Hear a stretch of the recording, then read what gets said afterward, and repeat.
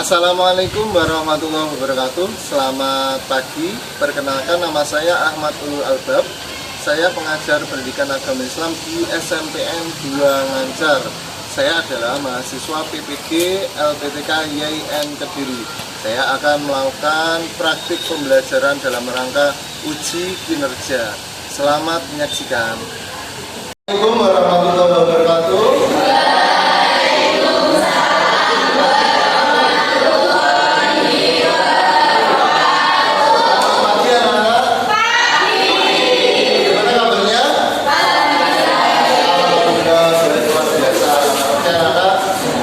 Untuk pagi ini saya akan melakukan pembelajaran hari ini, yaitu tanggal 30 Januari 2022 dengan materi pembelajaran agama Islam.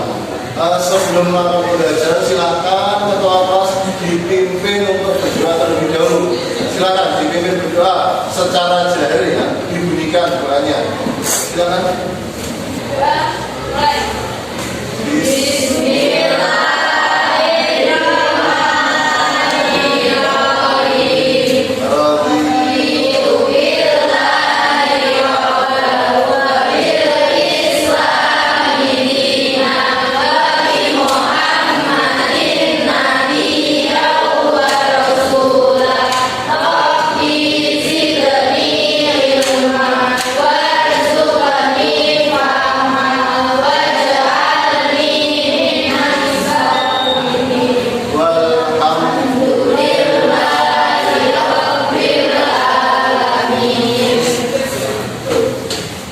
Terima kasih.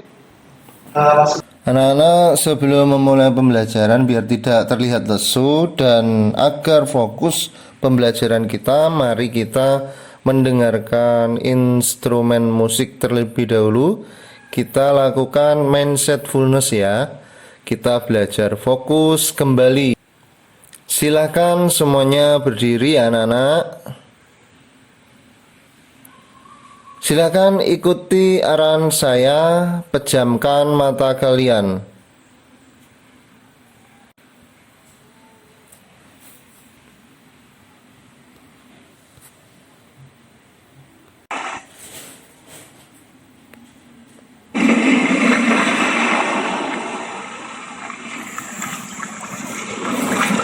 Bayangkan kalian berada di pantai yang sejuk. Di daerah ombak, ada angin yang datang pada diri kalian. Silahkan angkat tangan kalian, tarik nafas, keluarkan. Sekali lagi, silahkan diangkat tangan kalian, tarik nafas dan keluarkan. Baik, bagaimana anak rasanya? Lebih segar kan? Silahkan duduk kembali. Hari ini saya akan memberikan materi tentang rukso. Apa itu rukso? Silahkan dilihat pada slide, ya, tentang rukso, yaitu kemudahan dari Allah Subhanahu wa Ta'ala dalam beribadah kepadanya. Jadi kita sebagai umat muslim sebenarnya dipermudah oleh Allah Subhanahu wa Ta'ala dalam beribadah.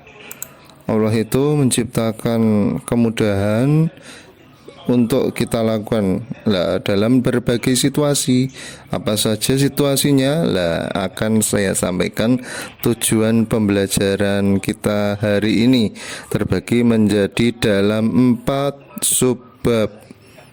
Maka tujuan pembelajaran kita hari ini yang pertama, memahami makna rukso bagi orang yang sakit. Ketentuannya orang rukso bagi yang sakit bagaimana nanti akan dijelaskan. Yang kedua yaitu rukso bagi orang yang musafir atau bepergian dalam perjalanan. Nanti ketentuannya bagaimana juga akan kita bahas. Siapa saja yang mendapat ketentuan rukso bagi orang yang musafir. Lalu ketentuannya seperti apa serta jarak tempuhnya nanti akan kita bahas. Yang ketiga yaitu rukso bagi orang yang berpuasa. Jadi nanti ketentuan rukso berpuasa itu seperti apa nanti kita bahas juga bersama-sama. Yang keempat yaitu rukso bagi orang yang berhaji.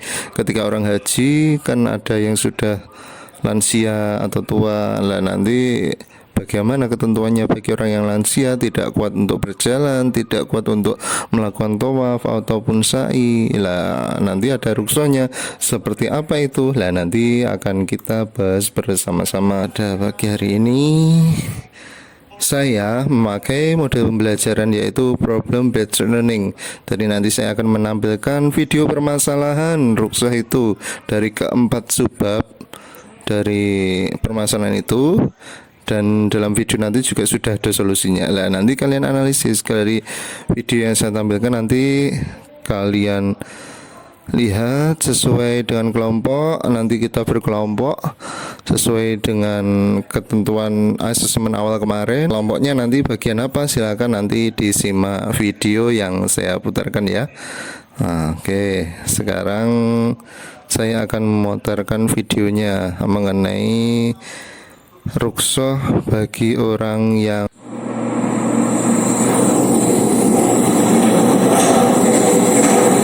Bismillah.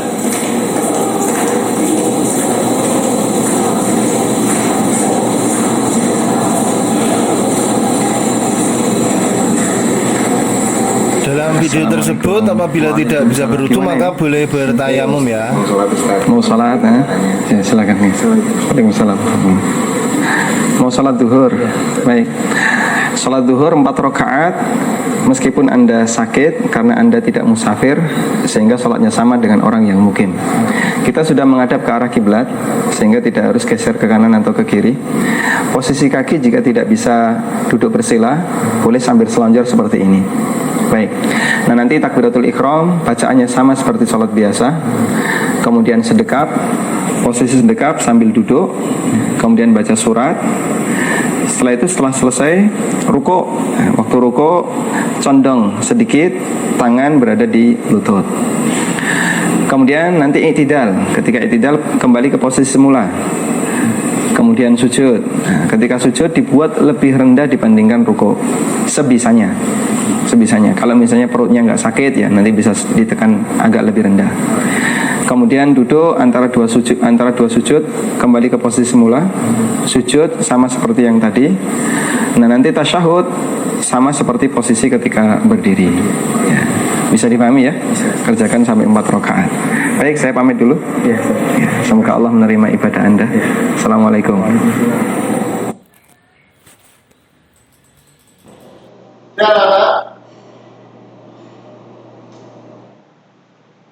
Itu tadi adalah gambaran ketika orang itu sedang sakit, bagaimana ketentuan sholatnya. Dan tadi tidak berwudu, tapi menggunakan tayamum dengan kelompokku. Sekarang saya bagi kelompok 1 itu bagian materi rukshoh untuk orang sakit. Kelompok 2 rukshoh bagi orang yang musafir. Kelompok 3 rukshoh orang yang berpuasa, dan kelompok 4 rukshoh bagi orang yang berhaji. Silakan sekarang menunjuk kelompok sesuai dengan pemetaan awal dosen kognitif kalian. Silakan untuk kelompok. Kelompok berapa? Kalau rumah saya bacakan lagi. Dari kelompok 1, sini lembar kerja kelompoknya akan saya bagikan. Ini lembar kerja kelompoknya. Ya, sekarang dulu. Ya, oke. Ini lembar kerja kelompok.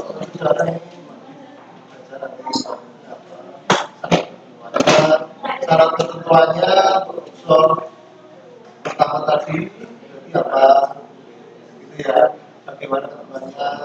Silakan dulu. Terus nomor 2 mana nomor 2? Nah, ini nomor 2. Ya, nanti kalau tadi berkata bahwa syarat ketentuan dari usul sampai pendapat terus bagaimana keluarga dan sebagainya, bagaimana pendapat dari kita. Ya, kelompok 3 mana kelompok 3? Ya, sebentar. Ya, kita mulai ketentuan utama puasa. Tentunya siapa saja siapa ya. Kelompok 4 bagian apa tadi? Ya, silakan Bapak tadi terus terus tadi apa?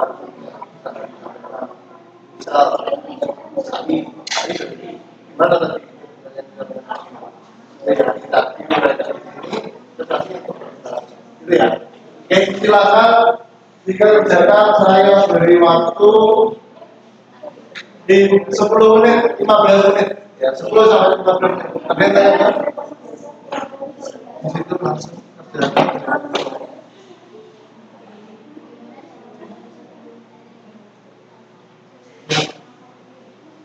Kalau belum paham nanti bisa bertanya ya.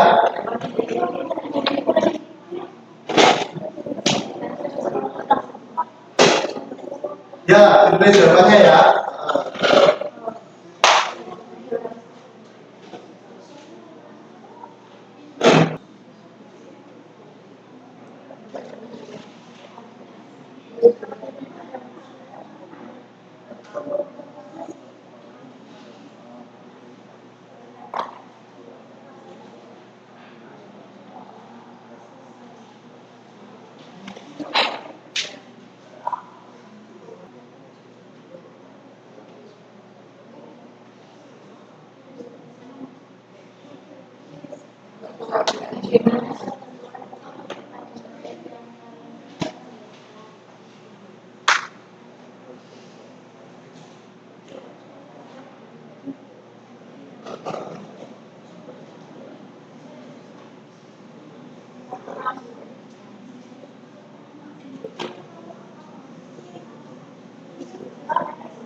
Silakan yuk, sama kelompoknya.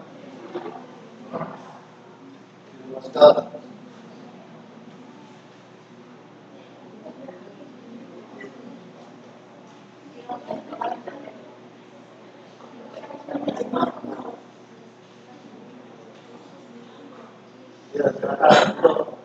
Tidak.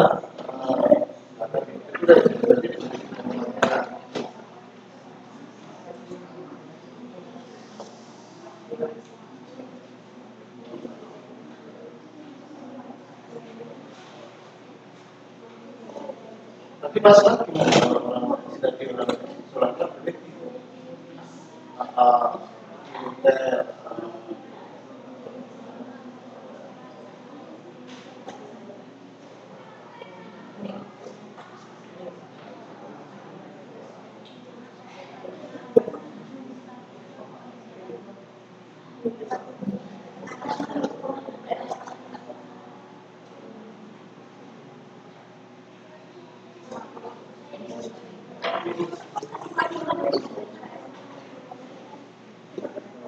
ya normal bagaimana? Berapa persen? Berapa?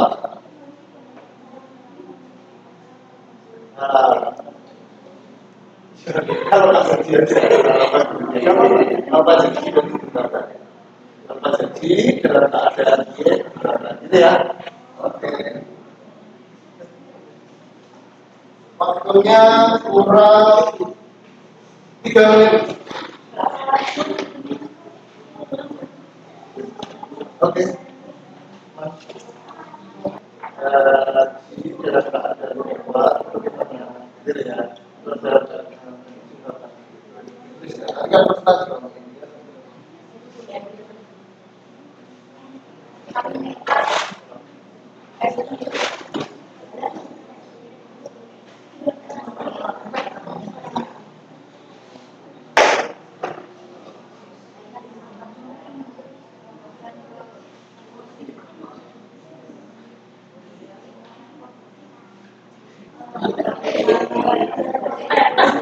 Kelompok satu mana kelompok satu? Bagaimana? Sudah siap? Kelompok satu, oke. Kelompok dua, kelompok dua. Kelompok dua mana kelompok dua? Katakan ya. Kelompok dua gimana? Sudah siap? Oh, jadi oke. Kelompok tiga sudah siap. Sudah siap. Yang prestasi sudah ditentukan. Dua anak ya. Kalau sendiri nanti mampu berangkat apa-apa. Oke. Kelompok empat. Oke. Ya, sampai empat saja. Ya. Jadi nanti ketika presentasi silakan soalnya dibaca, lalu dijawab. Ya.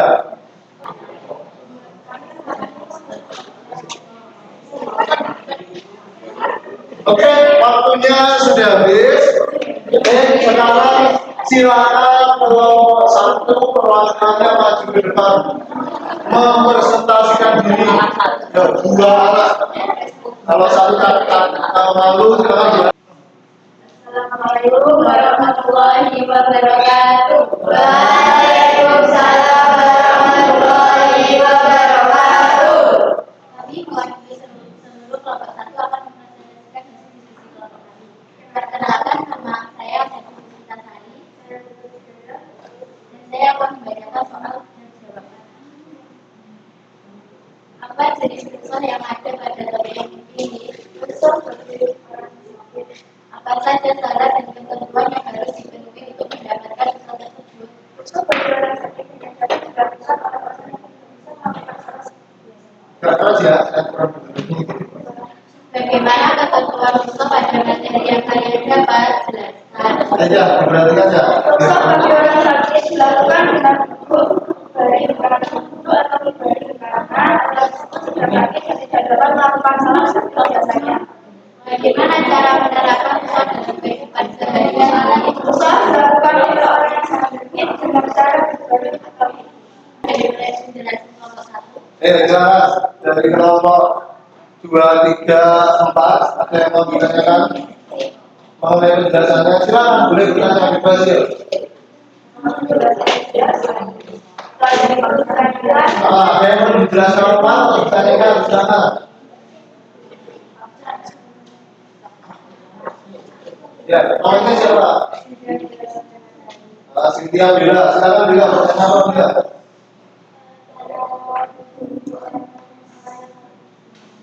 Kita untuk orang yang sakit betul bisa menggunakan air, tidak harus menggunakan air bersih biasa. Oke, ya. Terima kasih. Aplaus untuk kelompok satu ya. Tepuk tangan untuk kelompok satu. Ini bisa duduk. Sekian dari kami satu. Assalamualaikum warahmatullahi wabarakatuh. Warahmatullahi wabarakatuh. Duduk. Untuk kelompok 2 silakan presentasi. Assalamualaikum warahmatullahi wabarakatuh. Waalaikumsalam warahmatullahi wabarakatuh. Karena seperti kelompok 2 masyarakat itu menginvestasikan institusi kami. Perkenalkan, nama saya Aida. Saya sudah dilakukan kembali akan menginvestasikan institusi kami. Apa jenis unsur yang ada pada topik tersebut? Unsur sakit. Apa saja syarat dan ketentuan yang harus dipenuhi untuk mendapatkan unsur tersebut? Satu, saat berdiam 5,8 km dan yang kedua sholat jamaah asar. Bagaimana ketentuan unsur pada materi ini yang kalian dapat menjelaskan? Saat perjalanan atau dalam pesawat maka diperbolehkan tayamum dan jamaah asar. Bagaimana cara menerapkan unsur dalam kehidupan sehari-hari? Melakukan jamaah asar saat melakukan perjalanan jauh contoh Sanibor dengan jarak 580 km. Mungkin ada yang ditanyakan dari diskusi kami. Ditanyakan? Ada yang tanyakan? Silakan bertanya. Kalau bagus ini juga, ini keluarga juga bagus. Ya, aktualisasi dalam kehidupan sehari-hari juga sudah ada. Silakan. Ada yang tanyakan? Iya, dari kelompok 1 tutup silakan. Angkat tangan. Kalau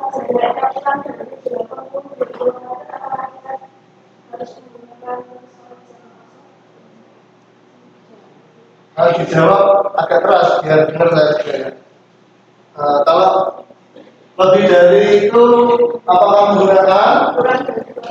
Lebih dari itu kurang dari. Kalau kurang dari apakah menggunakan?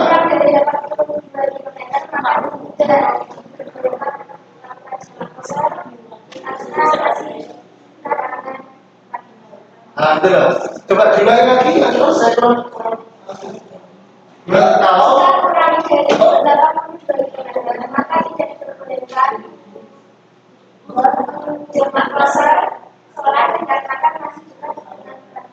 oke, bagus. Ada lagi? Sama-sama ya. Oke, tepuk tangan yang meriah untuk nomor 2.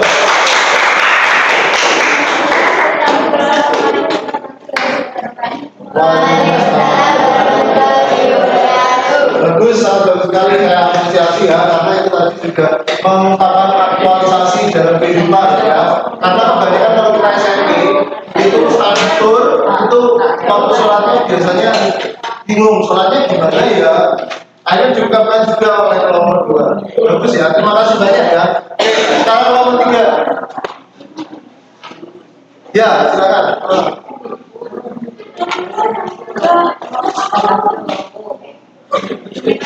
Kelompok 3, silakan komentarkan sendiri. Semuanya diperhatikan ya.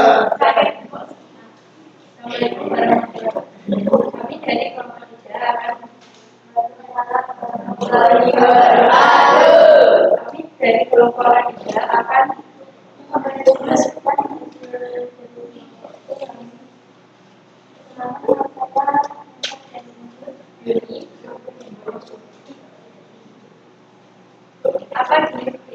yang ada pada topik yang dipilih. Jenis yang kita pilih adalah kuliah yang meningkatkan sebuah puasa. Pada syarat dan ketentuan yang harus dipenuhi untuk mendapatkan yang tersebut. Agak keras gak apa-apa? Suaranya agak keras.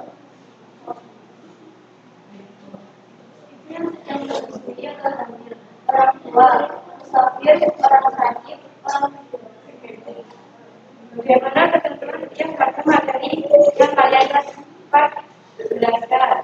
Orang tua yang sudah berusia harus membayar fidyah.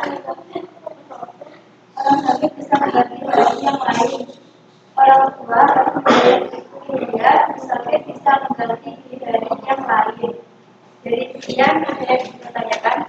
Oke, kelompok 3 membahas mengenai unsur bagaimana puasa. Itu terbagi menjadi 4. Apa tadi? Orang yang sudah hamil, orang tua, musafir, orang sakit. Nah, itu.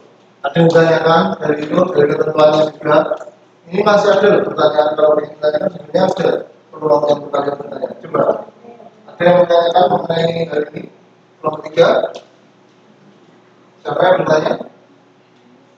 Ada tidak?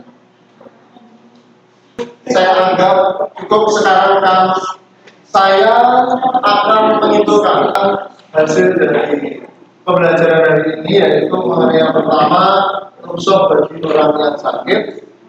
Coba yang lantas siap mengungkapkan unsur bagi orang sakit, bagaimana kita rumuskan bareng-bareng kesimpulan dari materi ini. Siapa? Ada nggak? Ada. Oke, kalau nggak ada saya yang mengungkapkan ya. Oke, ruksa bagi orang yang sakit yaitu ketika orang itu sakit dan tidak bisa berwudu, misal kecelakaan, maka kita bisa melakukan tayamum untuk mengganti tata cara sholatnya. Gitu ya. Terus sholatnya pun juga boleh dengan cara duduk. Ketika kita diinfus atau tidak bisa berdiri, boleh duduk. Kalau tidak bisa duduk, boleh sambil berbaring. Kalau nggak bisa berbaring, boleh sambil tidur. Kalau nggak bisa sambil tidur, maka boleh pakai isyarat mata. Jadi Allah Akbar di detiknya. Allah Akbar sampai Allah boleh. Itu bagi orang yang sakit sudah parah. Yang kedua, dosa bagi orang yang apa tadi? musafir. Musafir itu ada ketentuannya ya. Berapa jarak yang ditempuh tadi? Minimal 82 km. Lalu ketika orang menempuh jarak seperti itu, boleh melakukan sholat dengan cara jamak qashar. Boleh melakukan sholat dengan cara jamak qashar, digabung dan diringkas untuk sholat zuhur, asar, dan isya. Untuk sholat maghribnya kita. Lalu kalau perjalanan di pesawat, sholatnya dengan duduk. Kalau nggak bisa duduk berarti pakai tangan. Kelompok 3 tadi bagian apa? Puasa. Sekarang kesimpulan untuk urusan puasa. Puasa itu digunakan, diperuntukkan urusannya untuk orang yang pertama lansia, ibu hamil, menyusui, orang sakit, orang tua. Berarti ada 4. Nah, di situ kalau orang yang sakit ketika kita berpuasa itu boleh tidak berpuasa jika dengan berpuasa menambah parah sakitnya, maka boleh tidak berpuasa, maka diganti pada hari yang lain. Begitu juga untuk ibu menyusui dan juga orang tua serta orang sakit. Tetapi bagi lansia, orang tua, apabila tidak bisa mengganti di hari lain, maka harus membayar fidyah. Itu ya. Atau memberi, kalau bahasanya orang Arab itu memerdekakan budak. Memerdekakan budak itu sama dengan mengganti kita menerima tanah sejumlah sekian kepada orang yang miskin mampu. Ya, itu untuk puasa. Terus selanjutnya yang terakhir yaitu rukhsah haji. Haji tadi ketentuannya bagi siapa? Bagi yang tidak bisa melakukan hajinya ketika apa saja tadi? Sholat yang bisa dimakan, boleh dimakan. Terus untuk jumroh, dalam jumroh itu kerikil kecil itu dibalakan di sumur. Nah itu kalau nggak bisa sendiri, nggak punya tenaga manusia, boleh diwakilkan. Dan untuk tawaf itu juga melingkari Ka'bah. Itu berapa kali? 7 kali. Itu boleh juga diwakilkan. Dan yang terakhir, sa'i. Sa'i nggak kuat pakai kursi roda juga. Itu ya anak-anak untuk kesimpulan pelajaran hari ini. Terus saya akan merefleksi pembelajaran hari ini. Apa yang kamu pelajari hari ini? Apa itu? Rukhsah, manfaat rukhsah, apa lagi?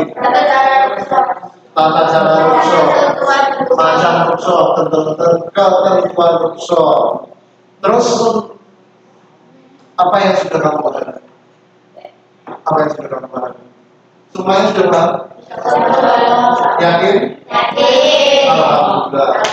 Nah, berarti hari ini pembelajarannya dapat dikatakan berhasil. Itu ya anak-anak.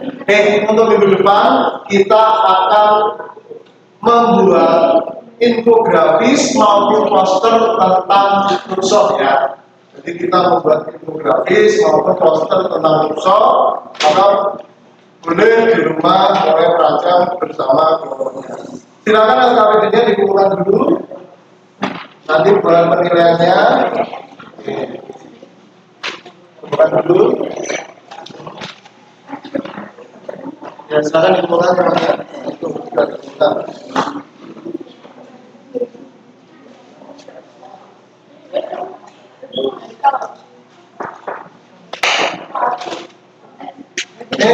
Dari Paulus sekian dulu. Saya akhiri apabila salah kata mohon maaf. Wassalamualaikum warahmatullahi wabarakatuh.